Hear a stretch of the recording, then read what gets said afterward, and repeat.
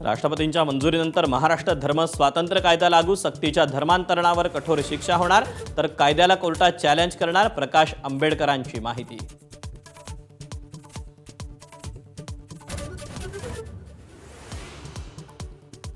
सीजेपीच्या अभिजित दिपकेंच्या भेटीनं शिवसेना भाजपमध्ये वाद, एकनाथ शिंदेंनी कडक कारवाई करायला हवी, प्रवीण दरेकरांनंतर मंत्री बावनकुळेंचाही संताप।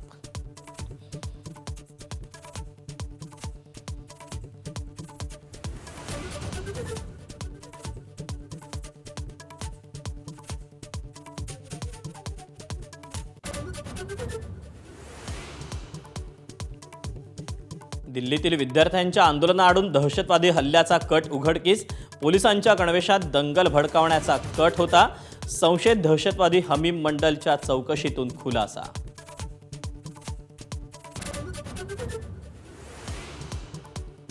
पंतप्रधान मोदींना फडणवीसच शिक्षण मंत्री म्हणून हवेत, खासदार संजय राऊतांचा पुन्हा दावा, तर वावड्यांना अर्थ नाही, बावनकुळेंचं उत्तर।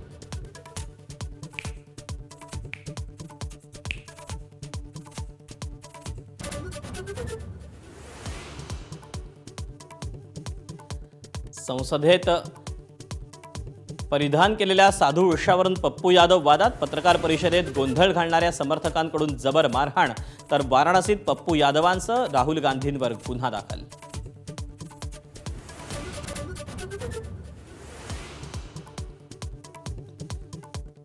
5 मृत्यूनंतर नाशिक महापालिकेला जाग, रस्त्यांच्या कामाला वेग, गिरीश महाजनांकडून नाशकातील खड्डेमय रस्त्यांची पाहणी, 3 ते 4 महिन्यात शहरातील प्रमुख रस्ते होणार काँक्रीटचे, महाजनांची ग्वाही।